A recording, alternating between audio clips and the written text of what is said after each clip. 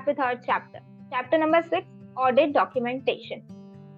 So, audit documentation क्या है? पहले तो audit documentation एक record है. Audit documentation refers to record of AP, AEC.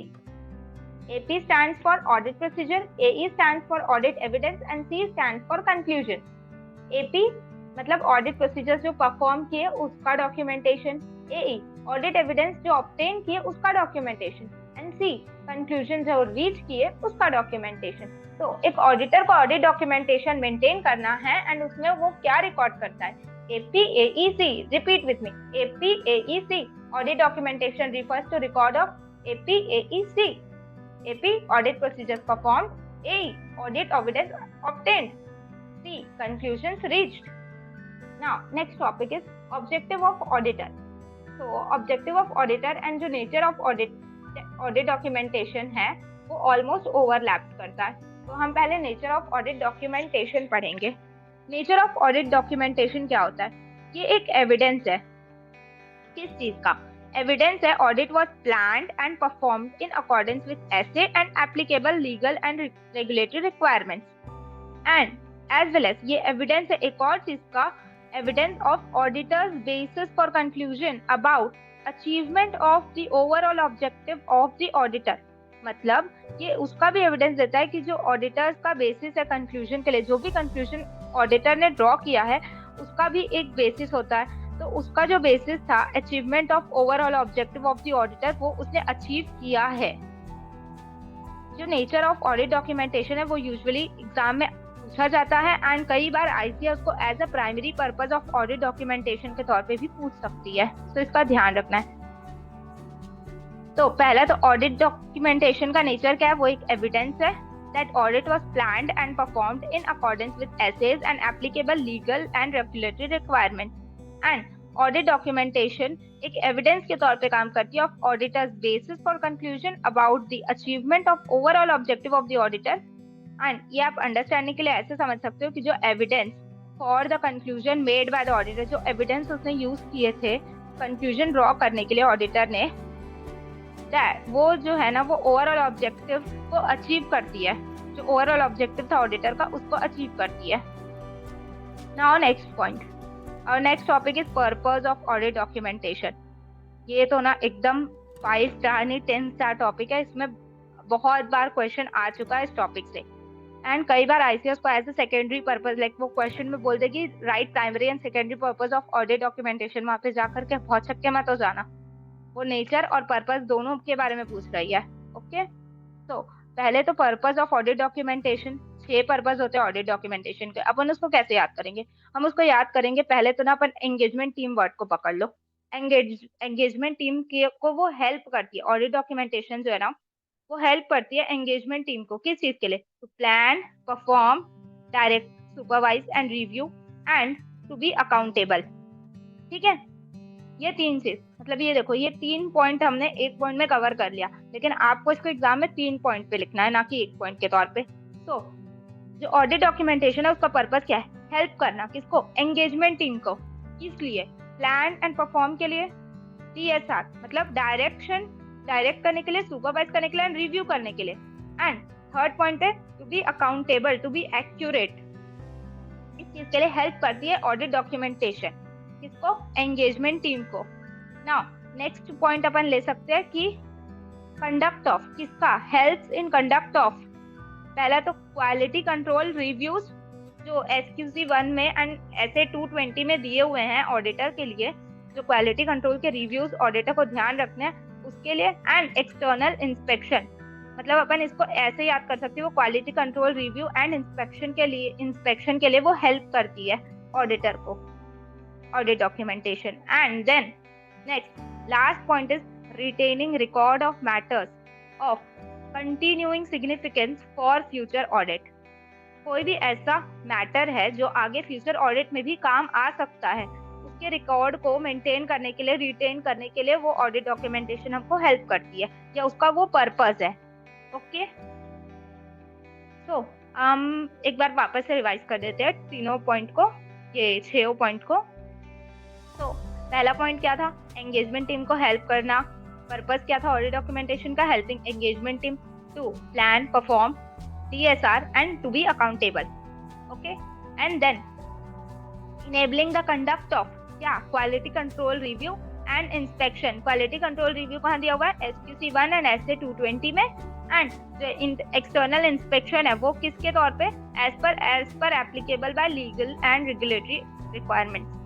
And last point था हमारा रिटेनिंग रिकॉर्ड ऑफ मैटर्स. किसके लिए? फ्यूचर ऑडिट के लिए. जो भी कोई continuing significance record of matters है जो फ्यूचर ऑडिट में काम आ सकता है उसको रिटेन करने के लिए. ये था अपना पर्पस ऑडिट डॉक्यूमेंटेशन का.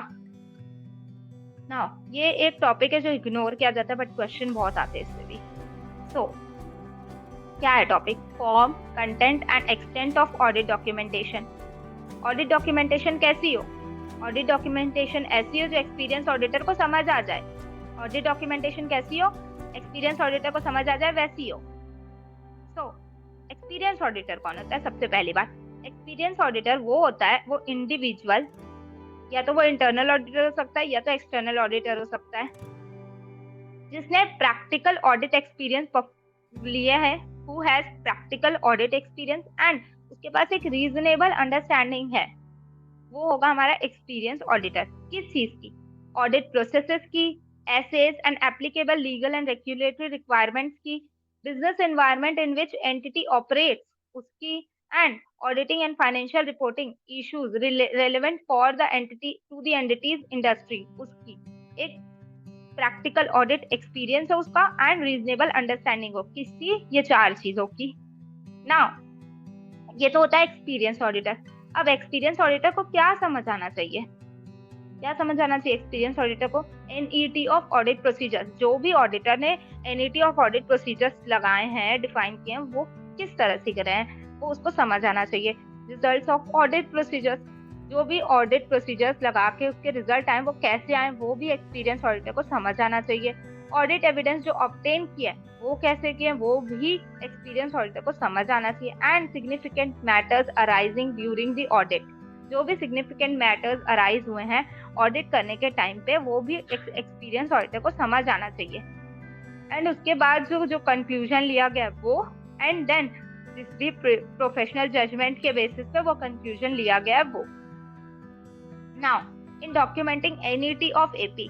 जब हम अब यहाँ पर हम कैसे स्टार्ट कर सकते हैं कि form, content and extent of audit documentation कैसा हो, एक्सपीरियंस ऑडिटर को समझ आ जाए वैसा हो. एक्सपीरियंस ऑडिटर को क्या समझ आना चाहिए? NET of audit procedures. तो अब जो NET ऑफ ऑडिट प्रोसीजर्स है उसको डॉक्यूमेंट कैसे करेंगे? तो ऑडिटर को उसको डॉक्यूमेंट करना चाहिए बाय आइडेंटिफाइंग इट्स कैरेक्टरिस्टिक्स. किसने परफॉर्म किया, कैसे परफॉर्म किया, कब किया, कब तक किया, मतलब लास्ट डेट, उसका एक्सटेंट कितना किया. ओके, मतलब आइडेंटिफाइंग कैरेक्टरिस्टिक्स, किसने परफॉर्म किया, हु परफॉर्म्ड, किसने रिव्यू किया, हु रिव्यूड, कब तक परफॉर्म किया, date of completion, who reviewed, मतलब कब किया, किसने किया एंड कितना किया, एक्सटेंट. ओके, नाउ ये टॉपिक भी हमारा खत्म होता है.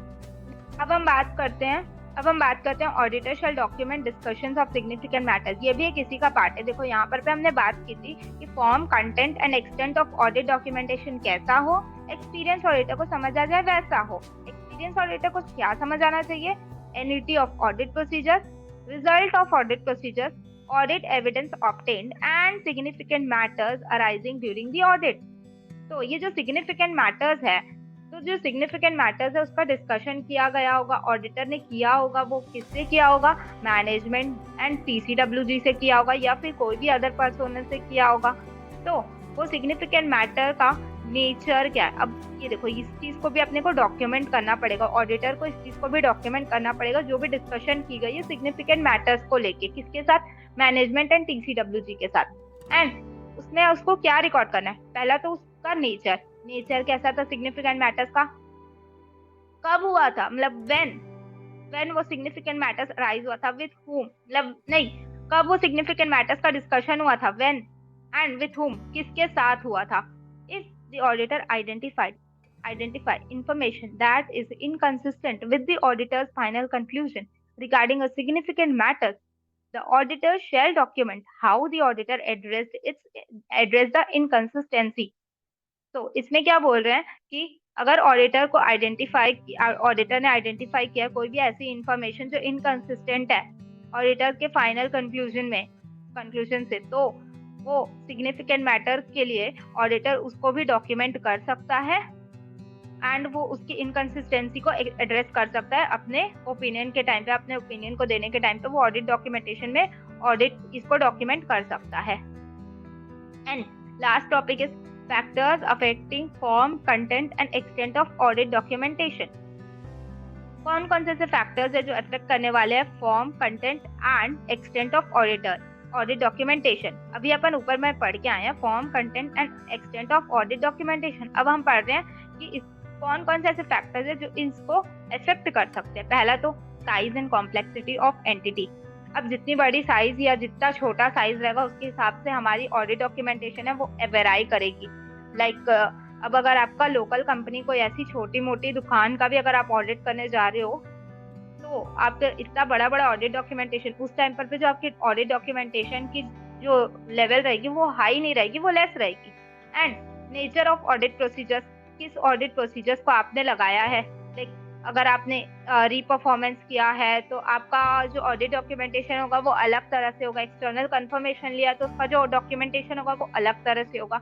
एंड देन एक और फैक्टर है जिसके ऊपर ये डिपेंड करता है, दैट आइडेंटिफाइड रोमम। अगर आपका रोमम ज्यादा है तो आपका डॉक्यूमेंटेशन भी ज्यादा होगा।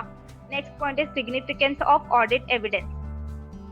अगर ऑडिट एविडेंस का सिग्निफिकेंस आपका ज्यादा है तो आपका ऑडिट डॉक्यूमेंटेशन भी जो होगा वो डिटेल्ड में होगा। And then nature and extent of exceptions identified. कोई भी अगर एक्सेप्शन मतलब मिस स्टेटमेंट या डेविएशन ऑडिटर को मिलती है तो वो मटेरियल है या नहीं, उसका वो सब कुछ जो रहेगा उसका नेचर एंड एक्सटेंट जो रहेगा उसके ऊपर भी हमारी ऑडिट डॉक्यूमेंटेशन निर्भर करती है। And then need to document a conclusion.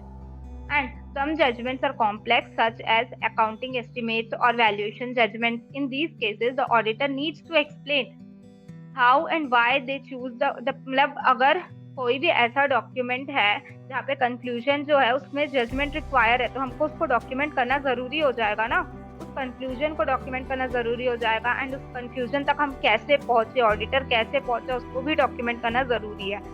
And then methodology and tools use. मान लो अगर ऑडिटर ने कोई टेक्नोलॉजी यूज की है ऑडिट करने के टाइम पे तो उसको भी डॉक्यूमेंट करना पड़ेगा। अगर मैनुअल तरीके से ऑडिट हुआ है तो उसके लिए अलग तरह से उसको ऑडिट डॉक्यूमेंटेशन में ऑडिट डॉक्यूमेंटेशन करना होगा। तो ये सारे फैक्टर्स है जो अफेक्ट कर सकते हैं हमारे किस फॉर्म में होगा ऑडिट डॉक्यूमेंटेशन, किस कंटेंट में होगा और कितने एक्सटेंट में होगा। मतलब ऑडिट डॉक्यूमेंटेशन ज्यादा होगा या कम होगा, उसमें क्या क्या कंटेंट रहेंगे, वो सबको ये सारे फैक्टर्स अफेक्ट कर सकते हैं। Size and complexity of entity, nature of audit procedures, identified ROMM, significance of audit evidence, nature and extent of exceptions identified, need to document a conclusion, methodology and tools used. Okay, so now last topic, ये ना एकदम लप्पू झरना topic है जो हमको हमारे sir ने सिखाया।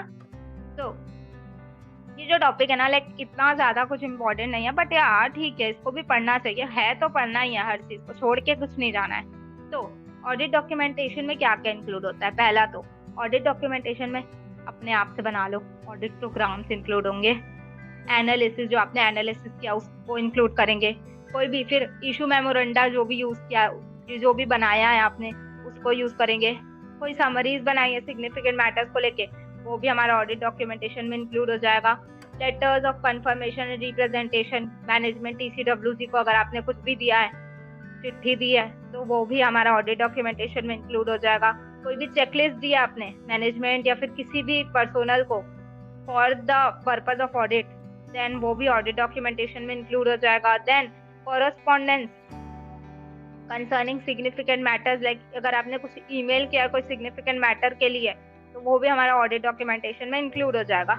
बट एक नाउ नेक्स्ट पॉइंट इज, एक बात याद रखनी कि ऑडिट डॉक्यूमेंटेशन जो है वो कोई सब्स्टिट्यूट नहीं है फॉर एंटिटीज अकाउंटिंग रिकॉर्ड। ये आपको ना करेक्ट इनकरेक्ट में पूछ सकता है ICAI कि audit documentation is a substitute for entity's accounting record, तो आपको लिखना है no false, it's wrong. Audit documentation कभी भी एक सब्स्टिट्यूट नहीं है एंटिटी के ऑडिट अकाउंटिंग रिकॉर्ड्स का। Now next point is auditor को इंक्लूड करना चाहिए क्या कॉपीज ऑफ एंटिटीज रिकॉर्ड? नहीं, मतलब ऑडिटर इंक्लूड कर सकता है, ऑडिटर में इंक्लूड, ऑडिटर कर सकता है एंटिटी के रिकॉर्ड्स की कॉपी को भी अपने ऑडिट डॉक्यूमेंटेशन में अगर उसको लग रही है कि उसको करना चाहिए। But audit now next point is कि ऑडिटर को ये सारी चीजें तो कभी भी ऑडिट डॉक्यूमेंटेशन में इंक्लूड होगी ही नहीं। पहला तो सुपरसीडेड ड्राफ्ट। सुपरसीडेड ड्राफ्ट क्या होते हैं? वो working papers and financial statements जो सुपरसीड हो चुकी है, मतलब उसके ऊपर कुछ और नया बन चुका है। मतलब पहला आपने कुछ रफ बनाया था या फिर पहले आपने कुछ बनाया था, उसमें कुछ गलती हो गई थी या फिर उसमें कुछ आपको अलग पॉइंट्स मिले थे और अलग नॉलेज, उसकी अलग चीज और अलग पॉइंट्स मिले थे आपको उसके लिए, तो आपने दूसरा डॉक्यूमेंट बना लिया, तो फिर वो सारी जो सुपरसीडेड वर्क पेपर्स या फाइनेंशियल स्टेटमेंट्स हैं वो नहीं होगी। जो लेटेस्ट है वही हमारी इंक्लूड होगी ऑडिट डॉक्यूमेंटेशन में। देन जो नोट्स दैट रिफ्लेक्ट इनकम्प्लीट और प्रीलिमिनरी थिंकिंग, कोई भी आपने रफ वर्क वगैरह किया था वो सारे हम ऑडिट डॉक्यूमेंटेशन में नहीं लेंगे। Then previous copies of document corrected for typographical और अदर एरर्स, कोई भी ऐसा प्रीवियस कॉपीज है डॉक्यूमेंट का जिसमें टाइपोग्राफिकल या फिर कोई भी अलग एरर आ गया था एंड उसको आपने करेक्ट किया, तो जो करेक्टेड वाला डॉक्यूमेंट है आपको उसी को इंक्लूड करना है। देन जो डुप्लीकेट्स ऑफ डॉक्यूमेंट्स है, मतलब कोई भी डॉक्यूमेंट का आपने डुप्लीकेट बनाया है, तो जो डुप्लीकेट्स हैं लाइक डुप्लीकेट्स को कंसिडर नहीं करेंगे हम, रियल वाले को ही कंसिडर करेंगे ऑडिट डॉक्यूमेंटेशन में। ओके, तो ये था हमारा अब तक का ऑडिट डॉक्यूमेंटेशन का पार्ट, आगे का हम बाद में करेंगे। Thank you.